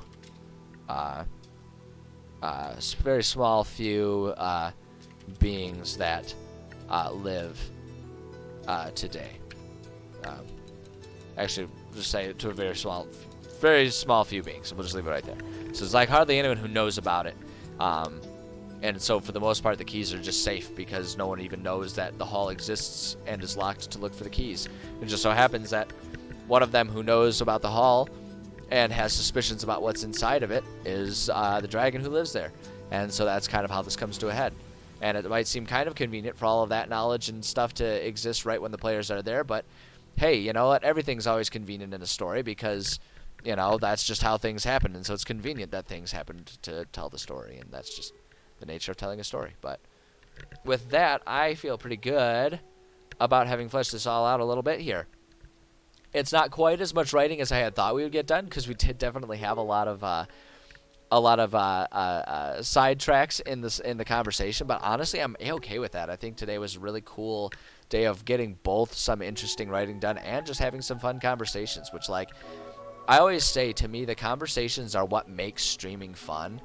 Because if I wanted to just write without distraction, I wouldn't stream. I would just sit and write. So to me, I think it's a lot of fun to have that discussion. That's the reason why I wanted to start streaming my writing process, because even if it ends up being off topic, I think a lot of people have a lot of interesting perspectives on things, and it's fun and valuable to sit down and discuss those things from time to time. So yeah, I would say today was a great stream, great success for the first time sitting down and doing a stream focused on writing lore. Very encouraging to try it again. So but yeah, as it stands, I think we're good. We're not actually too many minutes after our usual stopping time, but I think we're going to call it good for the writing stream. What's going to happen next is I'm going to take like a 15-minute break, just rest my voice, you know, refresh my beverage, all that kind of stuff. And then we're going to get back and we're going to do a little bit of gaming. We're taking a break, like I said at the beginning. Historically, I've always just kind of played one game and just kind of slowly plugged away at it. But I want to spend this year playing a few. I want to spend this games, you know, trying out more video games. And so we're going to start diversifying the games that we play throughout the week. So rather than playing Neverwinter Nights, we will still play Neverwinter. That'll just take place on Mondays now. So what we're going to do today on Tuesday is we're going to play something a little more high octane. I'm going to pull out the Halo Master Chief Collection, and we're going to start just a run-through of all of the Halo games, because those games are games that I have such fond memories of, and with the new one coming out, it seems on topic to do, but I am not good enough, nor am I interested enough to try and join the endless pile of streamers who are playing Halo Infinite multiplayer. So instead of trying to compete with that, I'm just going to break out all of the old school Halos, and I'm going to play, you know, all of the Halos as we go through them, you know, and that's going to be our Tuesday project, because I really like those games, and it's such a long-lived series that has had so many games, and it's seen so many changes over time as like the world of gaming has changed. I think it's a really fun one, and I think it can spark a lot of interesting conversations. So that's what's going to happen next. I'm going to take a little break, and then we're going to come back, and we're going to play some Halo. So I'm excited about that. I think it's going to be fun. I'm hopeful that other people will like it. I mean, after all, the appeal to my streams has always been the conversation and discussion. You know, I'm better background noise than I am as being like a cutthroat competitor or an excellent, you know, supreme, mega, really good gamer. That's not the draw anyway. So hopefully people will just find it interesting enough that I'm playing a variety of games. And if not, then luckily I have no income based on this, so it really doesn't matter. I can just do what I want with it. With that little bit of arrogance to the side, I guess actually no, we'll stick with the self-inflated ego here for a minute and just offer my plugs. If you want to get updates about streams, and if I have to cancel streams due to my day job or any other reason and all that kind of stuff, or if you want to just participate in different discussions about games and D&D homebrew and all that kind of stuff, I do have a Discord server. Feel free to get yourself connected with that. You can find the link on my Twitch channel. And if you want to see any of the past stuff that I've worked on, either in writing or gaming, I also have a YouTube channel where I upload all my VODs. So you can go ahead and check that out. Again, the link is on my Twitch page. Those are both available to you if you're interested, or if you're not interested, that's totally fine too. Then just, you know, don't spend time on them. But with all of that in mind, I think that's everything. We're going to go ahead and call it a writing stream. Thank you so much to everyone who stopped by, everyone who is chatting. I appreciate you guys. You guys kind of make it fun, get some interesting conversations. But even the lurkers, I appreciate you guys too. It's just, I don't know, it's cool to show interest in the stuff that people are doing. So I I'm appreciative that you are interested in the stuff that I'm doing, and I'm happy to be your background noise. So with all that in mind, again, thank you so much, everyone who stopped by. You guys are cool people, you're rad people, I like you, and either I'll see you in 15 minutes, or maybe I'll see you on Thursday, because remember, tomorrow's Wednesday, no stream tomorrow. But we will be, as of right now, I should be streaming Thursday and Friday. There's still presently nothing stopping me from doing that. So either way, take care of yourselves. I'll see you later. And yeah, check back in like 15, 20 minutes. We'll be here doing some gaming. So yeah.